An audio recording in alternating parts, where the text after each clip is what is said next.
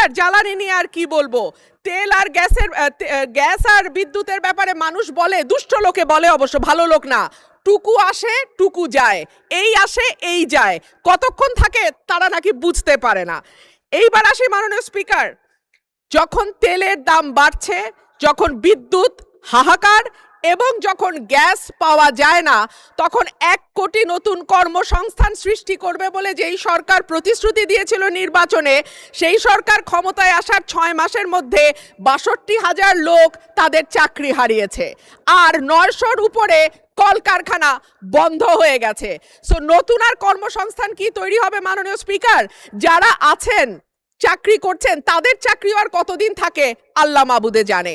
বাজারে যখন মানুষ যায়, ৮০ টাকার নিচে কোনো সবজি নাই, ডিমের দাম কয়েক দফা বেড়েছে, চালের দাম, বিশেষ করে মিনিকেট যেই চাল বলা হয় এটা নাকি খায় না, তারপরেও তো কেউ কেউ খায় মাননীয় স্পিকার, যখন দ্বিগুণ হয়ে যায় এবং যখন আমরা টিসিবির লাইন দেখি তখন শাহ মোহাম্মদ ওয়ারেস আলী মামুন, জামালপুর 5।